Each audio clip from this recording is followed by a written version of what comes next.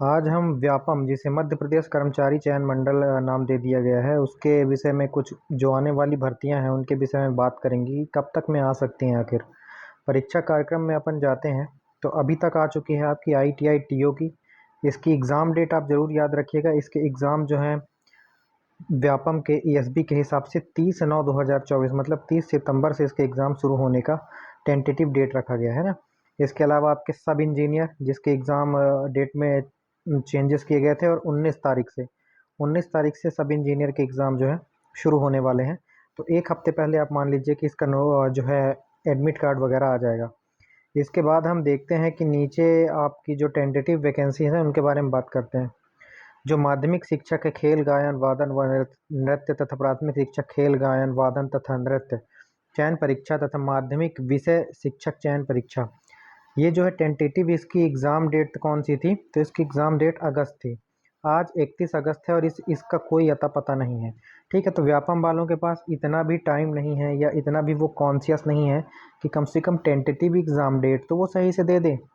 भाई अब अगस्त में पॉसिबल ही नहीं है तो कम से कम इसको आज अपडेट करके एक नई तारीख तो दे देते हैं, क्योंकि तारीख पर तारीख देना ही व्यापम को आता है। इसके अलावा कुछ आता जाता है नहीं। लेकिन मैं आपको बताना चाहूँगा कि अभी जितना भी पता चला है तो शिक्षा विभाग विभाग से इन दोनों के लिए जो है अभी तक कुछ व्यापम को मिला नहीं है। बाकी मैं व्यापम का डायरेक्टर नहीं हूँ, ना ही मैं मध्य प्रदेश का जो है मुख्यमंत्री हूँ, तो मुझे सारी जानकारियाँ होंगी। जहाँ इधर उधर से थोड़ी बहुत हम भी जानकारी ले लेते हैं, उस हिसाब से अभी इन दोनों का आना निश्चित नहीं है। ठीक है, लेकिन ये आपका तीसरे नंबर पर जो वैकेंसी दिख रही है समूह 4, समूह सहायक ग्रेड 3 के लिए जो और समकक्ष पदों के हेतु जो भर्ती परीक्षा होती है, उसका ज़रूर उसका जो है देखिए परीक्षा का उसका जो डेट दिया गया है वो सितंबर 2024 दिया गया है, जो कि इम्पॉसिबल है। ठीक है, क्योंकि सितंबर में उसका एग्ज़ाम हो ही नहीं सकता जब ITI TO का एग्ज़ाम आपका 30 सितंबर से शुरू है। कम से कम मानिए ये एग्ज़ाम 10 दिन चलेगा। 10 दिन, 10 से ऊपर भी जा सकते हैं, लेकिन कम से कम तो ये एग्ज़ाम 10 दिन चलने वाला है। ठीक है, तो ये ले लीजिए।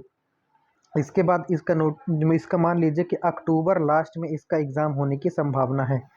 अगर इसका नोटिफिकेशन एक हफ्ते के अंदर अंदर आ जाता है तो, और एक हफ्ते के अंदर अंदर पूरी पूरी संभावना है कि समूह 4 के अंतर्गत जो सहायक वर्ग 3 की जो समकक्ष पदों की भर्ती है वो एक हफ्ते के अंदर अंदर आ जानी चाहिए। फिर लेट लतीफ़ करना तो व्यापम वालों के हाथ में है। हो सकता है कि कल परसों तक भी आ जाए। ठीक है, क्योंकि इसका उनको सब कुछ मिल चुका है, रूल बुक वगैरह मिल चुका है, तो ये आने की प्रबल संभावना लग रही है। रूल बुक वगैरह मिल चुका है उनको, तो ये वाली भर्ती आने की प्रबल संभावना है। जैसे संदीप गौर सर भी हमारे बहुत प्रयासरत रहते हैं, तो उनकी आप ऑडियो क्लिप में भी सुने होंगे कि समूह 4 की भर्ती आने वाली है ना।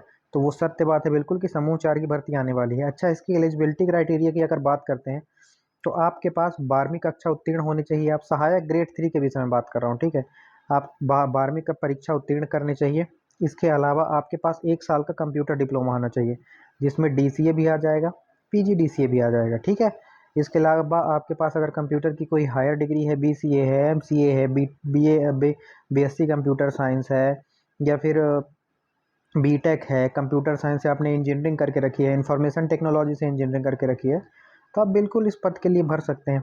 इसके अलावा आपके पास CPCT होना चाहिए। ठीक है, CPCT अगर आपके पास नहीं है तो आप ये फॉर्म नहीं भर सकते, लेकिन CPCT में आपको हिंदी पास होना चाहिए, है ना।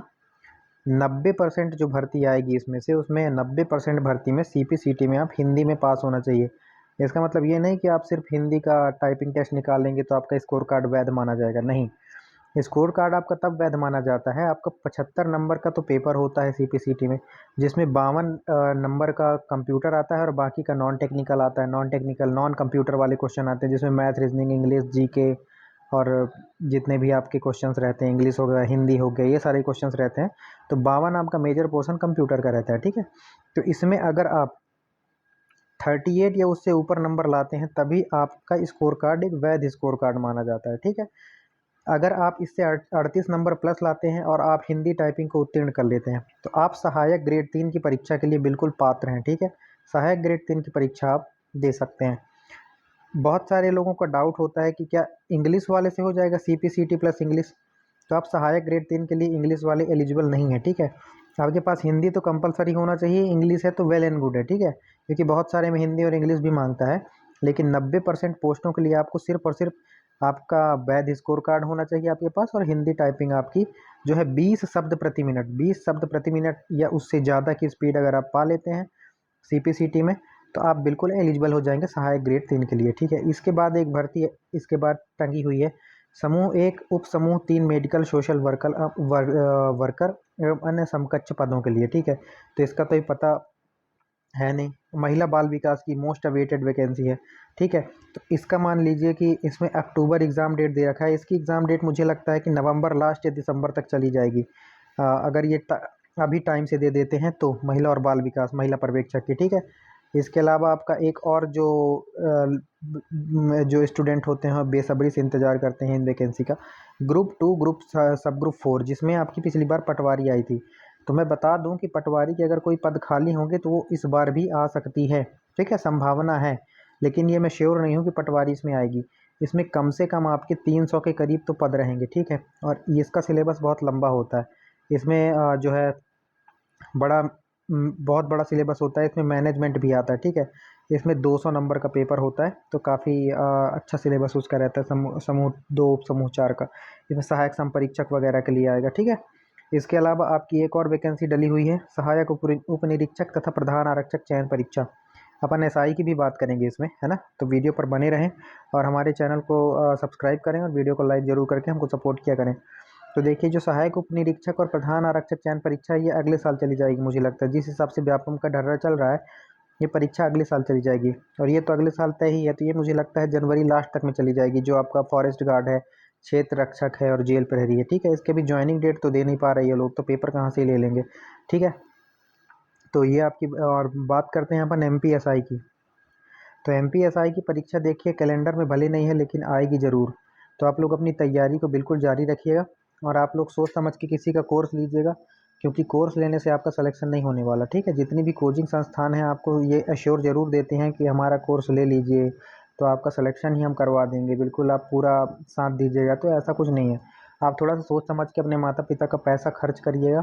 ठीक है, एक ऑथेंटिक जगह से आप जो है तैयारी करिएगा। अगर आपको अलग अलग जगह सोर्स से तैयारी करनी है तो आप अलग अलग सोर्स से भी तैयारी कर सकते हैं। मोटा मोटा मैं आपको बताऊं एमपीएसआई के लिए आप क्या क्या पढ़ना जारी कर दीजिए। देखिए, आपको बताता हूं मैं, आप मैथ तो पढ़ते रहिए, रीजनिंग पढ़ते रहिए, इंग्लिश पढ़ते रहिए। ठीक है, मैथ रीजनिंग इंग्लिश हो गई, हिंदी आप पढ़ते रहिए, इनको तो छोड़ना ही नहीं है और अच्छे लेवल में इनको पढ़ते रहिए। ठीक है, इसके अलावा भी मैं आपको बताना चाहूँगा साइबर सिक्योरिटी आप ज़रूर पढ़ लीजिएगा।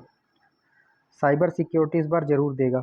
ठीक है, सिलेबस में कंप्यूटर भी दे सकता है, लेकिन साइबर सिक्योरिटी से रिलेटेड क्वेश्चन ज़रूर आएंगे एमपीएसआई में, क्योंकि साइबर क्राइम इस समय बढ़ते ही जा रहे हैं। तो साइबर सिक्योरिटी एक मेजर पोर्शन हो जाता है एमपीएसआई जैसे एग्जाम में। ठीक है, हिंदी कोई कभी नहीं निकाल सकता इसमें से। ठीक है, और एक काम और एमपीएसआई वाले करेंगे कि आप थोड़ा सा घर में जो बैठे रहते हैं तो आप बाहर जाइए और ग्राउंड का थोड़ा सा चेहरा देखिए, मुंह देखिए ग्राउंड का जाके कि ग्राउंड में कैसे क्या करना है। थोड़ा सा टहलिए वहलिए, 10-15 दिन टहलिए, उसके बाद थोड़ा सा तेज़ वॉकिंग करिए, उसके बाद से आप रनिंग वगैरह स्टार्ट करिए, क्योंकि फिजिकल के नंबर इस बार आपके एमपीएसआई में जुड़ने वाले हैं और इसकी वैकेंसी आएगी 500 तो आएगी ही, 500 प्लस हो सकती है इसकी वैकेंसी। हालांकि ये बेहद शर्मनाक है, एक तो 5-6 साल 7 साल के बाद वैकेंसी दे रहे हैं, तो 500 प्लस वैकेंसी तो ऊँट के मुंह में जीरा के समान है।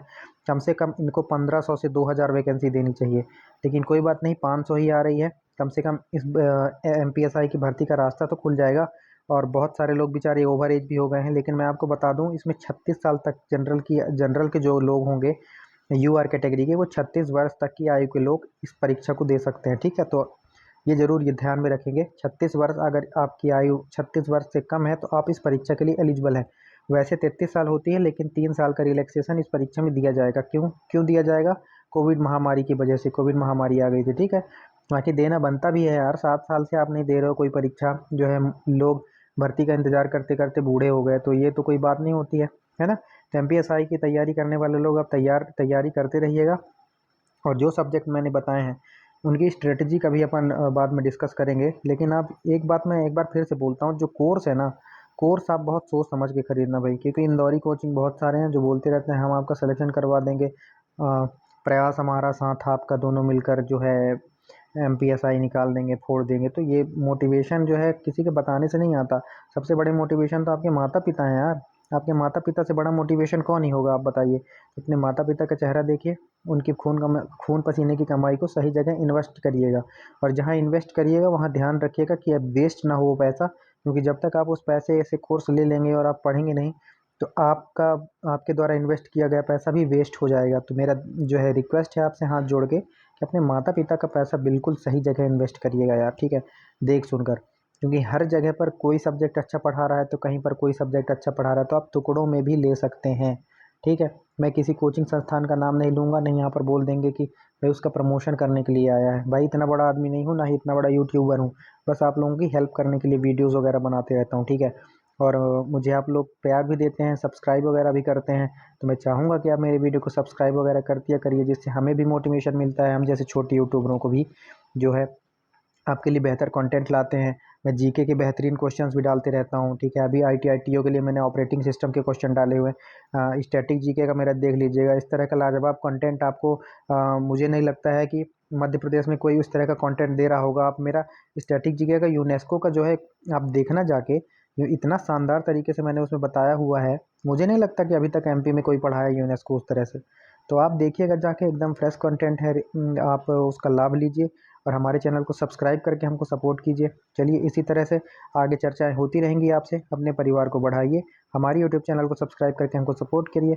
मिलते हैं अगले वीडियो में, तब तक के लिए जय हिंद, जय भारत, पढ़ते रहें, मुस्कुराते रहें।